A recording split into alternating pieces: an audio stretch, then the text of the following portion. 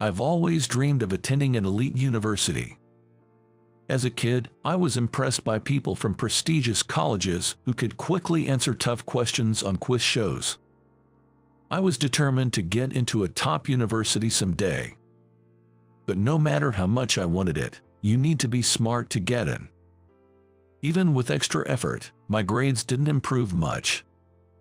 Still, I couldn't give up, and, with even more hard work, I finally got an acceptance at an university. I was filled with joy the moment I got accepted to a university. I felt like all my hard work had paid off. Because I dedicated my youth only to studying, I never dated or played much. Even at this age, I've never had a girlfriend. I decided to enjoy my university life to the fullest. After enrolling, I joined a tennis club. The club had members from various colleges, all of them prominent figures. I was nervous about fitting in, but then one girl started talking to me. "John, let's train together."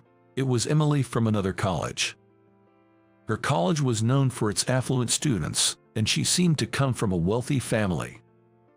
Her father was a CEO, so she is a CEO's daughter. "John, you're getting good at it." Emily was always cheerful and caring, especially towards a tennis newbie like me. We started hanging out for meals and other activities, and I began to develop feelings for her. 3 months after starting college, Emily confessed to me. "Will you go out with me?" I was stunned. Never expected a woman to confess to me. "Are you sure about someone like me?" "Of course, you're the one I want," Emily said with a smile. Emily loved designer brands, the complete opposite of me, who had no interest in fashion. "That bag must have been expensive, right?" "Oh, it's nothing for my dad," she'd say, showing off the bag her father bought her. Some were jealous, but she didn't seem to care. In our junior year, her father's company went bankrupt, and Emily had to leave college. Yet, she still couldn't give up her love for designer items and kept buying the latest bags despite being short on cash. After graduating, I landed a job at a major company. My elite university background seemed to impress my employers. Emily was thrilled when I told her, "We should get married once we're settled." Hearing that, I seriously considered marrying her. Since then, I've been fully dedicated to my work, but I ended up in a tough department and had to endure daily sarcasm from George. "You can't even handle such simple tasks." I was constantly yelled at for unreasonable things, and every day I returned home feeling miserable and often cried. I tried calling Emily to talk about it, but she rarely answered my calls and didn't reply to my messages. When she finally did answer, our conversations were short because she was always busy. This went on for days, and I started to question our relationship. I did my best at work, but after 6 months of stress, it started affecting my health, making it hard to get up in the morning and causing me to be late. I felt terrible even at home and couldn't eat. During a long weekend, I decided to visit my family. When I shared what was happening at work, they were worried. My brother, Tyler, was especially shocked to see how thin I had become. "You should quit that job right now." "I can't. Quitting after just half a year would look bad on my resume." "Then why don't we start a business together?" "I've always wanted to open a bar. I believe we can make it if we work together. I've graduated from culinary school and have a chef's license, so I'm confident in my cooking skills." "Thanks, I'll think about it." The long weekend passed as I pondered my options. Then, the day came to return to work. My body felt heavy after the break, and I fell again. After repeatedly missing work without notice, I was eventually fired. Crying over my perceived failure, Tyler encouraged me. Convinced by his strong persuasion, I decided to join him in the bar business. When I met Emily later and told her I had quit my job, she lashed out at me like a completely different person. I planned to marry a man with a stable job at a big company, and live a life buying designer brands. I can't believe you quit. A bar won't make much money.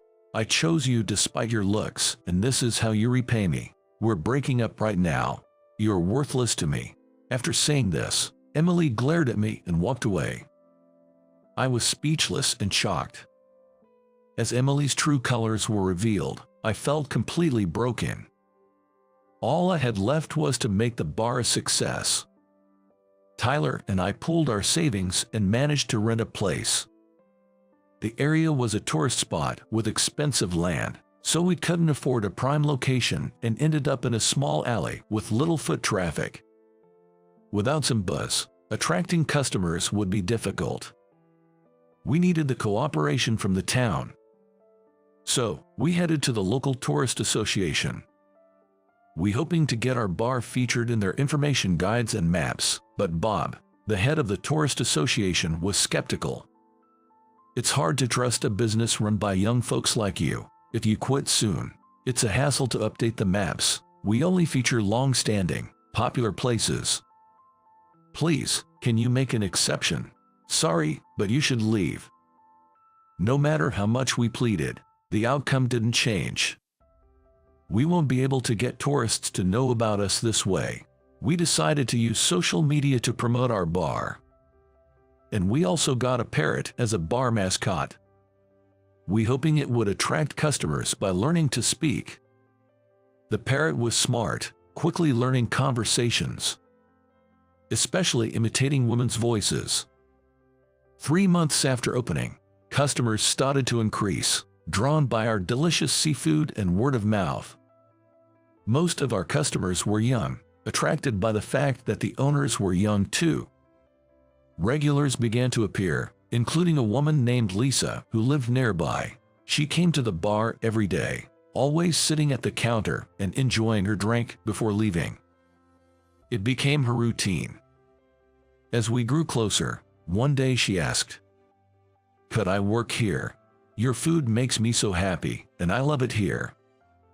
We were just thinking of hiring a part-timer, so I agreed on the spot. Lisa worked passionately and became like an idol in our bar. Some customers even came specifically to see her. Then, my brother Tyler had a suggestion. "The Tourism Association is pretty starstruck. Maybe if we win some contest, they'll change their minds." We found out there was a national snack contest held once a year. Here's a great opportunity. Let's join this and create the best snack ever and win. Lisa, Tyler, and I worked late every day to perfect our stylish grilled prawns. It was slightly rich in flavor, perfect for a snack. It topped with a garlic sauce on prawns and carefully grilled. The contest was held in a big city, so we took a train to the venue. It was our first contest, and all the participants were strong competitors. Nervously, the three of us worked together and had the judges taste our dish. After all the participants' tastings were done, the results were announced. The grand prize goes to grilled prawns with garlic sauce. We did it. We unexpectedly won the grand prize. Our team took the first place. Upon hearing the results, the three of us hugged each other. We returned to town the same day and immediately reported to the Tourism Association. We won the grand prize with our original dish. Now we can be featured in the tourist guide, right? Well, I can't ignore this. We'll include you. He stamped the approval. After that, our customer base grew rapidly. This parrot is so cute. Amazing. It can talk. The parrot became popular, and everyone started interacting with it, helping to attract more customers. Our bar got even busier, and we were overjoyed. Then one day, a familiar woman entered the bar. She looked around with a displeased face and muttered complaints. What a cheap-looking place. It was Emily, my ex-girlfriend. I remembered telling her about my hometown, and she had said she always wanted to visit. There was a man with her. Maybe her new boyfriend. He seemed quiet and reserved. They sat at the counter, and the man ordered food. Being right in front of the kitchen, I could overhear their conversation. When Emily and I made eye contact, she looked surprised, obviously recognizing me. But she quickly looked away and didn't speak to me. "Hey, take me to the med school party, okay? I want you to introduce me as your first girlfriend," she said, leaning towards the man. He quietly replied, "Yeah, of course. I'm going to be a doctor's wife next year, so it's only natural for you to introduce me, right?" Her next target seemed to be a medical student. Though it might be rude to him, I couldn't help but think she was probably after his money, remembering our past. "Here's your order. Grilled prawns with garlic sauce," I said, serving the award-winning snack in front of them.